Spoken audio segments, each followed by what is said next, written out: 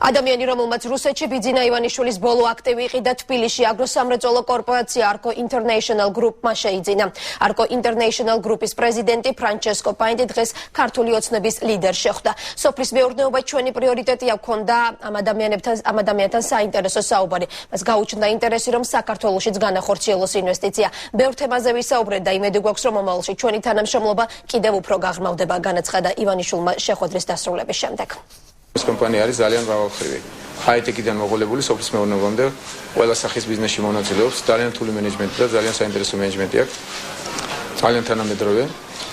დამხრივ მე დამაინტერესა და მაინტერესა კიდე მეორე მხარე ის სუფთა ბიზნეს კუთხით დამაინტერესა, მეორე მხარე ის რომ სოფლის მეურნეობა საქართველოში როგორც იცით ჩვენ პრიორიტეტად დავასახელეთ.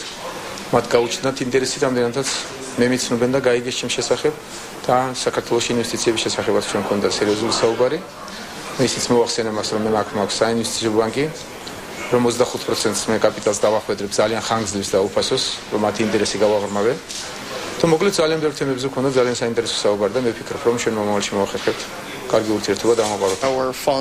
ვისაუბრეთ ჩვენს ამერიკულ ფონდზე და ამ რეგიონში საინტერესო ინვესტიციაზე, განსაკუთრებით ტექნოლოგიისა და სოფლის მეურნეობის სფეროში. ვისაუბრეთ რუსეთში აქტივების გაღიდვაზე, რაც მნიშვნელოვანი პროცესია. ვისაუბრეთ ახალ ტრანზაქციებზე, რაც ფრიად მნიშვნელოვანია ჩვენთვის, რადგან ჩვენ ვაპირებთ ინვესტირებას სოფლის მეურნეობის დარგში. საბოლოოდ მინდა ვთქვა, რომ ძალიან კარგი შეხვედრა იყო სამომავლო თანამშრომლობისათვის და უცხოელებთან პარტნიორობისათვის, განსაკუთრებით ამერიკელებთან ურთიერთობაში.